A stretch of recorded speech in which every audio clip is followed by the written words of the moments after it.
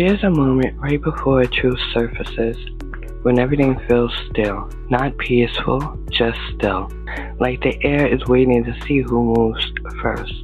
Tonight we're stepping into the stillness, into the space where government power, digital privacy, and the right to speak freely collide. A space where the line between security and surveillance blurs. And the people being watched aren't criminals but critics. Welcome back to Between the Blurred Lines.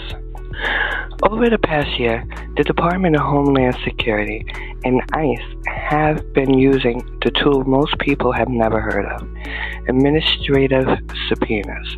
No judge, no warrant, no oversight. Just a government agency issuing its own paperwork and demanding tech companies hand over the identities of anonymous users who criticize immigration enforcement or document ICE activity. Accounts like Monaco Community Watch, the LB protests, people who film questions or simply signature and will be stripped away. And with a single signature, their anonymity, their shield, it can be all stripped away. Reports show that companies like Google and Meta have complied with several of these requests. In one case, Google handed over personal and financial information about a student journalist. No court order, no warning, just silence, followed by exposure. This isn't a data breach, it's a breach of trust though.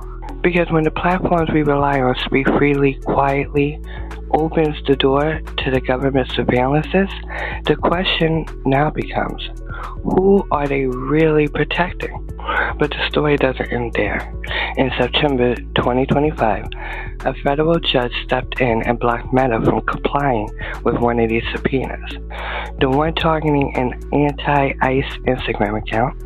The court warned that unmasking political critics without judicial review could violate their First Amendment.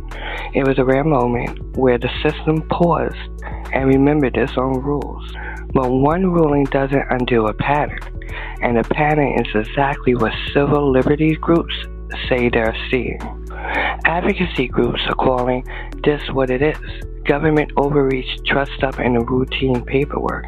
They're urging tech companies to resist these subpoenas, to stop partnering with ICE in ads and campaigns, to stop amplifying messages that contradict their own content policies. Because when a government agency can unmask its critics with no judge, no hearing, and no accountability, that's not just a legal issue, it's a cultural one, a democratic one, and a human one. So here's the question that we're left with. If anonymity is a form of protection and speech is a form of power, what happens when both can be taken away with a single administrative request? Think about it.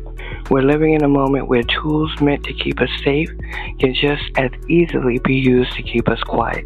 And the lines between those two realities is getting harder to see. But that's why we're here.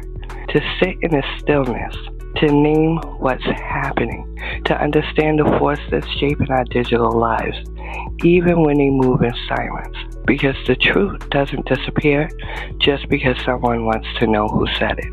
If this conversation resonates with you, stay with me. There's more to uncover, more to question, and more to understand. This is Between the Blurred Lines, where we don't chase the noise, we listen for what's underneath it. Until next time.